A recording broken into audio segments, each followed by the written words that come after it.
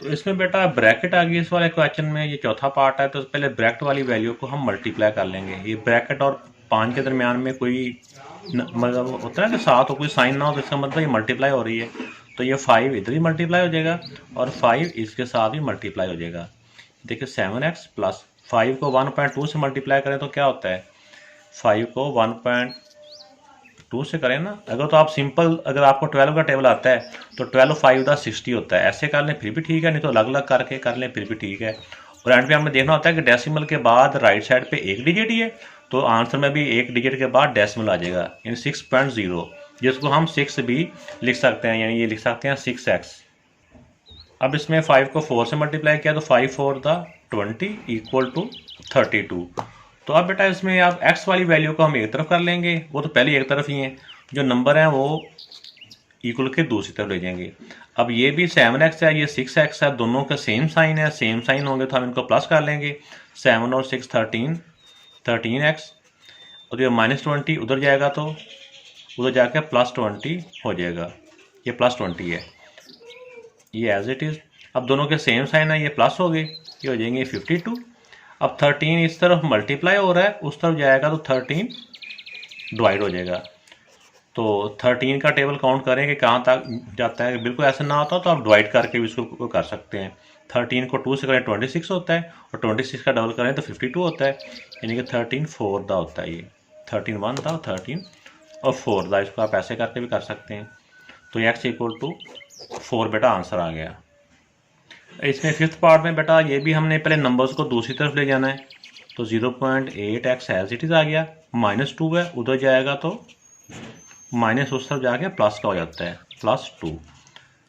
0.8x equal to 6 में 2 plus करें तो 8। अब 0.8 बेटा इस तरफ मल्टीप्लाई हो रहा है, उस तरफ जाएगा तो ये डिवाइड हो जाएगा। तो इसका डेसिमल ख़त्म करने के लिए हम क्या करेंगे, डेसिमल के अगेंस्ट ये मल्टीप्लाई डाल के फिर वो करना होता है। डेसिमल के अगेंस्ट 1 आ जाएगा, यानी इसके बदले में 1 आ गया, इसके तरफ एक डिजिट है तो एक ही 0 आ गया, तो ये डेसिमल कहाँ चला गया, अल्लाह को प्यारा होगा, चला गया। अब देखिए 8 1 दा 8, 8 1 दा 8, x इक्वल टू 10 बेटा आंसर आ चुका है, ये इक्वल है, ये दरमियान में इसका आंसर आ गया ये। तो इस वाले क्वेश्चन में बेटा एक x की वैल्यू ये है, एक x की वैल्यू ये है, x की वैल्यू एक तरफ कर लेंगे, ये प्लस का है, इक्वल का जब इधर जाएगा तो ये -0.8x हो जाएगा, और ये जो नंबर है, नंबर को हमने इक्वल के उधर शिफ्ट करना है, तो ये +12 है, उधर जाके ये -12 हो जाएगा।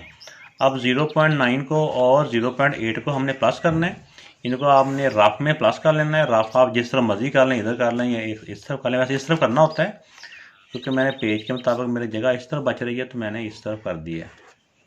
इनको प्लस किया, 9 और 8 7 और 17, 1 कैरी, ये 1 का 1, और डेसिमल के नीचे डेसिमल होता है, ये 1.7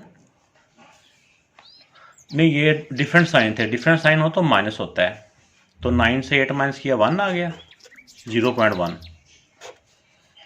पेन दूसरा यूज़ कर लेते हैं, तो ये बेटा हो गया 0.1x इक्वल टू, इन दोनों के सेम साइन है तो ये प्लस हो जाएंगे, 12 में 9 प्लस किए तो ये हो जाते हैं बेटा 21, और बड़े नंबर का साइन।